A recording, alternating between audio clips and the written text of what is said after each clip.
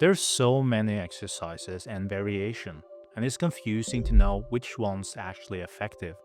And the truth is, most gym goers are doing too many exercises, many of which don't even work. My chest refused to grow for years, despite countless hours in the gym and money wasted on influencers program. It still stayed flat. But over the years, when I simplified my routine to just two exercises, it finally started growing faster than ever. Even if you have average genetics like me, you'll see results as long as you do these exercises correctly.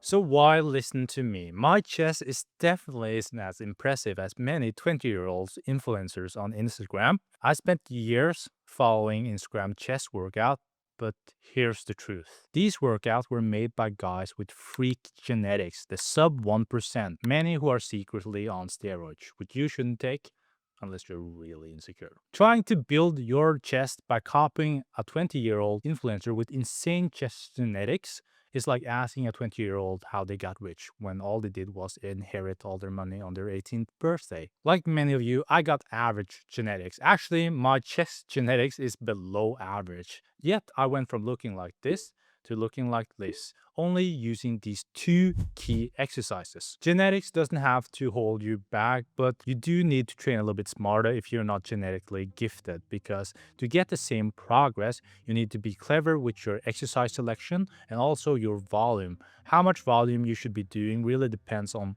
your genetics, experience, and what your goals is. And if your chest is naturally stubborn like mine, it'd be smarter to allocate time from stronger muscle groups to your chest. There's a free volume calculator in the description. You just enter your goals, experience, and how your muscle responds to training. It'll tell you exactly how much sets you should be doing for your chest and every other muscle group. And now you know how much you should be doing. Here are the two exercises that guarantee chest growth and exactly how to do them correctly so we can see real progress. If I could pick one exercise to build my chest, it would be exercise number one, incline dumbbell bench press. Why? First, because of the angle. The incline press hits the upper chest more. That is what most guys are lacking. And that is what actually make your chest look big, full, and square from the front. Now, you might be wondering, doesn't that mean I'm missing out on mid and lower chest gains? Nope. A recent study found that incline bench press caused just as much growth in the mid and lower pec as the flat bench, but had way better growth in the upper chest. So you're really not missing out on anything. You're just getting more of what you actually need. The second reason is dumbbells. Unlike a barbell that stops at your rib cage, dumbbell lets you go deeper, have more freedom, and you can get more stretch. And right now, there's a lot of research that suggests that stretch-based tension is considered the most important part for hypertrophy in a lift, not the lockout. Once I switched to the incline dumbbell bench press as my main muscle building press, I finally started to see growth in my chest. For this exercise, the optimal rep range is 8 to 12 reps. This isn't a low rep strength exercise, so don't ego lift. Going too heavy here tends to shift the load away from your pecs, which is the whole point, and up to your shoulder, which not only reduce activation, but it also increase the risk of injury, so it's not worth it. The whole point of this exercise is the mind-muscle connection. You want to focus on a deep stretch at the bottom and constant tension throughout the repetition and have a smooth, controlled form. One mistake I see way too often is that people letting dumbbells drift too far from their body.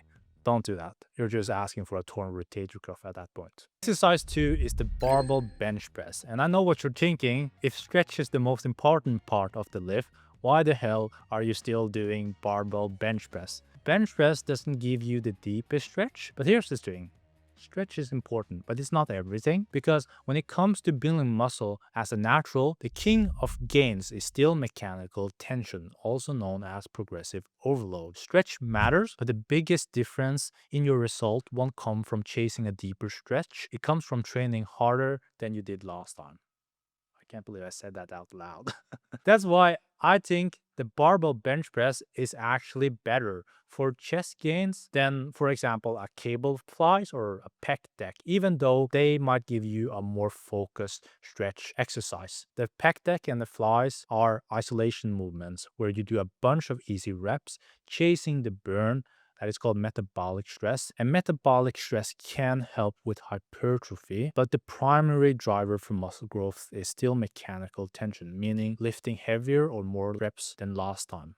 I can't believe I'm going to continue saying it. That's where the bench shines. Nothing makes tracking progressive overload easier than the barbell bench press. There's a reason why studies constantly shows a strong correlation between heavy bench press and a chest growth. So on average, a bigger bench does in fact lead to a bigger chest. Now, I'm not telling you to chase the pump on the bench press. This is where your strength lift comes in. Keep it in the 3 to 5 rep range. It's the most fun rep range for that exercise. It should only make up for 1/4 or 1/3 of your total chest volume. The rest of your weekly chest workout should come from higher rep and more focus on hypertrophy like the incline dumbbell bench press. This kind of polarizing programming where some volume is focused on strength and other is hypertrophy is called DUP, daily unusual periodization. And there's a lot of studies showing that DUP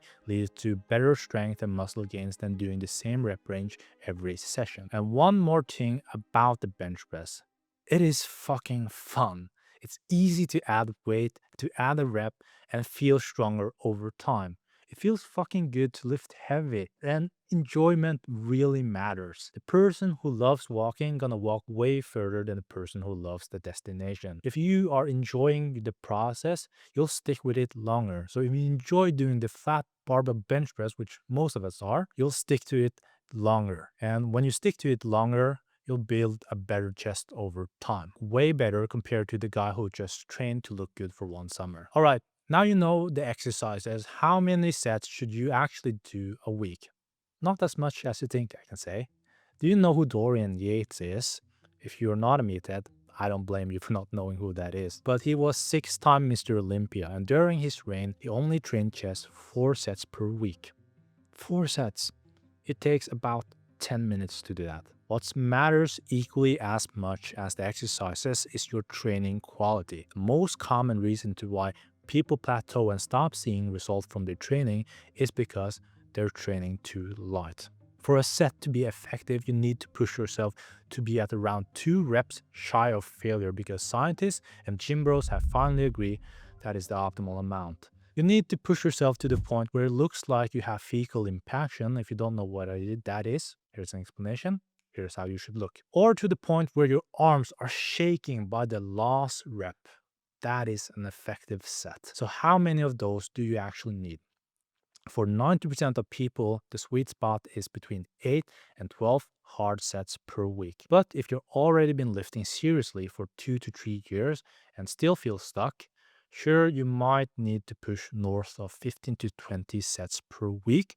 But for most people, 8 to 12 sets is more than enough. And whether you should be closer to 8 or 12 really depends on your genetics because some people chest can grow very easily with minimum volumes and others, like me, have stubborn chest genetics. We need to be closer at 12. If you want to figure out the ideal training volume for your chest and other muscle group in your body based on your genetics, experience, and also goals, the free volume calculator below will tell you exactly how many sets you should be doing per week. And one more thing, don't do all your weekly sets in one workout because according to an in-house meta-analysis by James Krieger, hypertrophy tends to peak around 6 effective sets per muscle group per session. After that, stimulus plateaus or even worsens or declines because of recovery issues. And yes, the calculator also tells you how you should split your weekly sets, so there's no guesswork. Now you know the best exercises and how many sets actually needed if you want to grow your chest, link in the description. But here's the thing that most guys missed.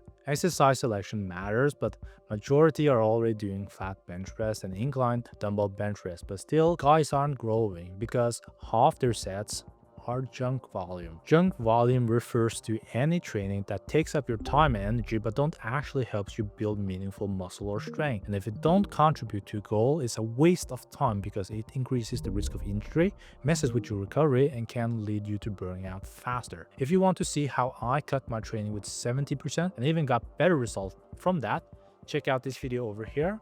This is gonna save you so many hours and finally make your workouts worth it. Thank you guys for checking out this video. Stay healthy, keep thriving, and I hope I see you over there.